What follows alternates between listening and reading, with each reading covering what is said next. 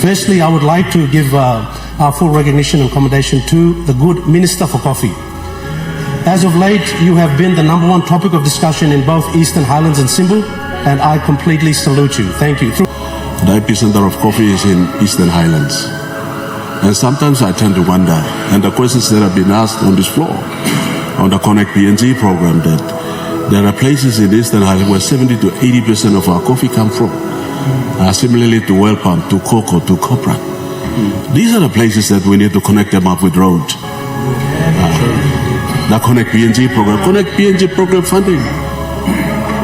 Connect PNG program funding is not a funding to connect from one district to another within a province. It should never be the case. Fred na system of farmers blow Yumi.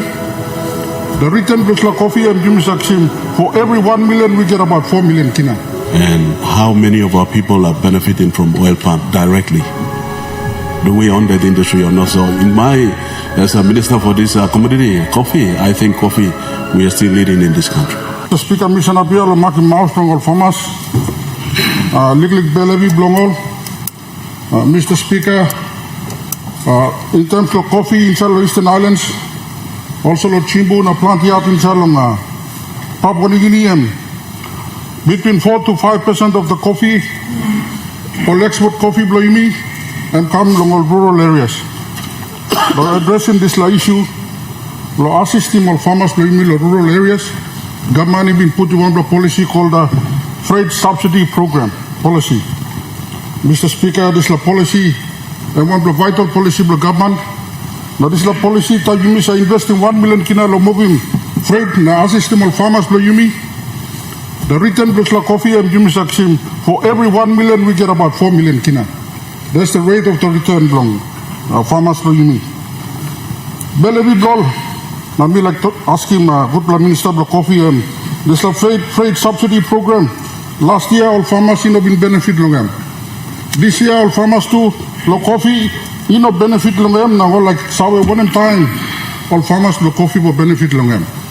Farmers inshallah Karamui, farmers inshallah Ramu, farmers inshallah Bush lo Kevian, farmers inshallah Bush long, Alatau. Plant your farmers depend on the freight subsidy program. Lo coffee tasol, but also lo cocoa too. So me asking good Minister Bloimi, this is freight subsidy program one time, but government releasing money law system all farmers Bloimi. Thank you. Honorable Minister.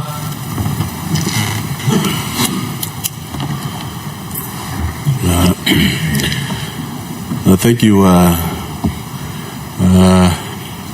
Member Bloimi Law Koroka. No, this is a good question. Before me answering this question, me taking this time. No, welcome you, Speaker, back to the chair.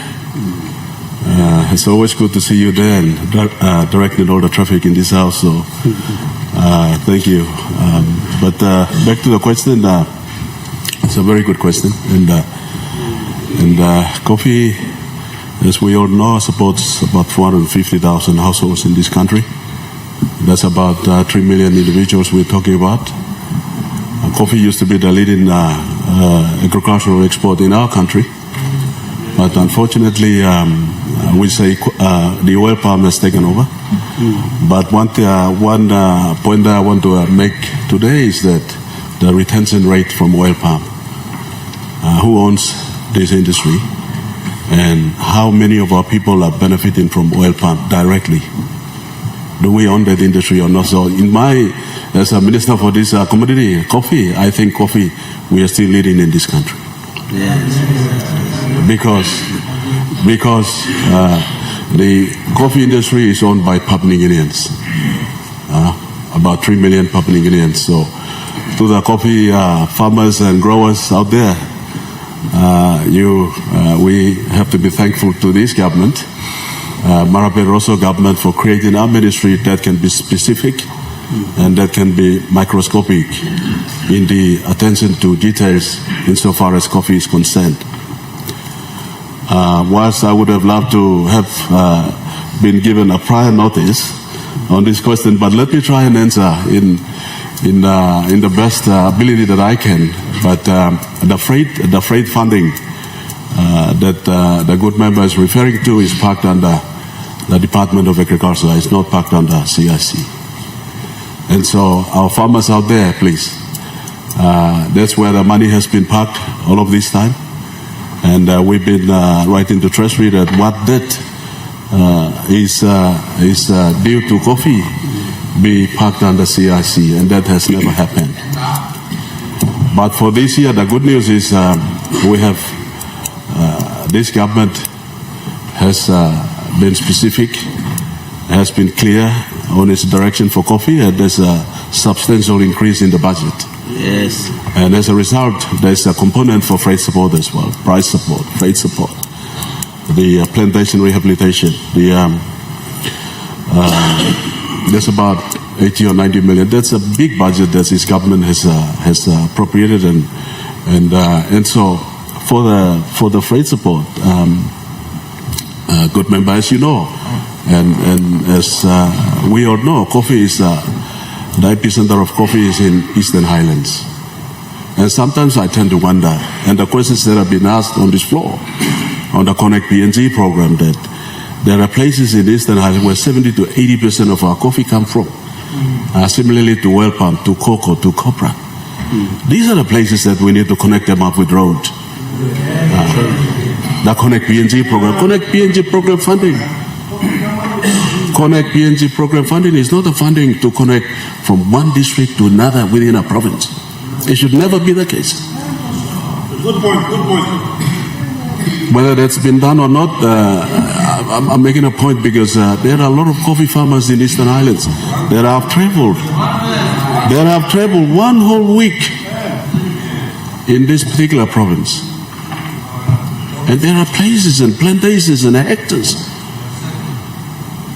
of people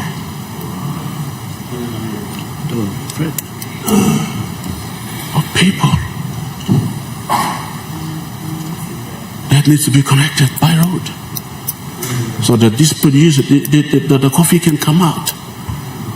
It's similar to other commodity crops as well. Anyway, let me not bore you all with all the side talks. Back straight to the point. We have what we call to help our farmers this year. We got a 10 million for price support. That money under my watch will be paid directly to the farmers.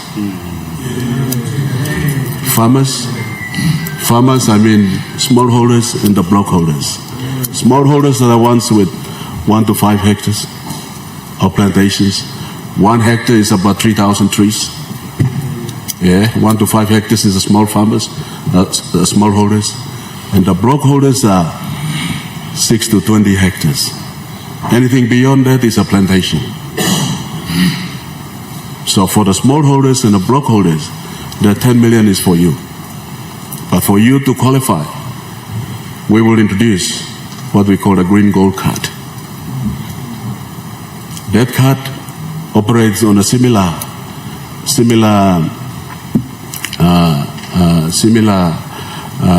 platform as the visit arrivals card. When you go out of the country, or any visitors that come into the country, they complete a form called the arrival card. Now it's the same card, same principles, but we will extend it to include the name of the village, the council word, the LLG, the district and the province where that farmer is from.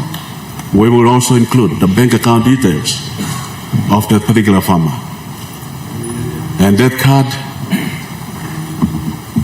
once completed and officially launched by way of our government policy, that card will be then stationed at the factories, at the wet bin and the dry bin factories around the country. And once the farmer comes to the factory and sells his or her produce, he or she would be required to complete that form as well, good member. Sorry, Speaker. He or she will be required to complete that form, and that form will be kept at the factory. And then that form will be the property of the CIC, Coffee Industry Corporations Limited. Every month, that form will be remitted to the CIC. Similarly, the visit arrival cards is the immigration's property. And the Tourism Promotion Authority goes to immigration, picks up that card, the arrival card, and enters into a database. And that is how you work out the visitor arrivals in this country, whether they are bona fide tourists, whether they are PNG citizens returning to the country, or whether they are visitors or visiting families and friends. Similarly, that card will be picked up, will be lodged at the CIC, and CIC will enter it into a database that we are developing.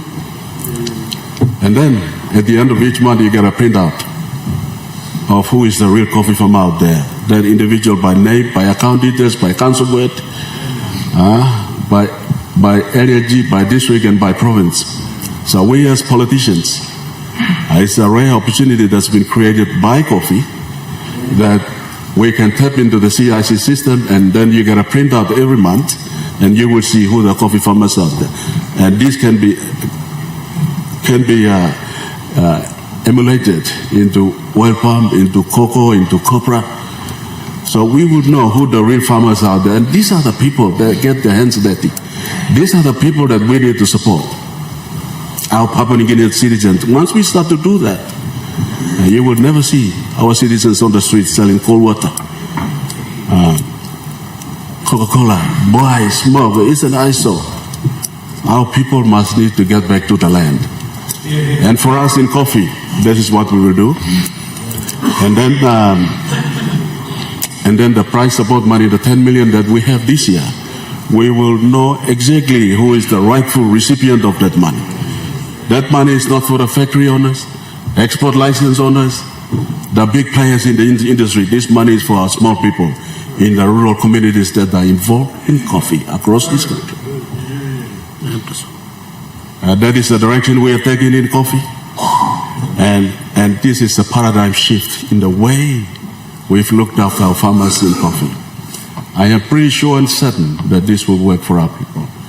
So to you coffee farmers out there, this government hasn't forgotten you. We've come up with this vehicle through which you can get double pricing for your coffee. Yeah. Because you are the ones that make your hands dirty. You mean online lo plus walking honey dirty. You mean finding good price for coffee blow you me. This la government blow you me. And me looks how well this la pain blow you pla. So, honorable member, your question is in order, and I hope I am in order to answer that question.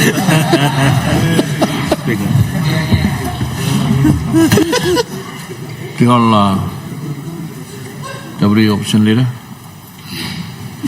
Thank you, Honourable Speaker.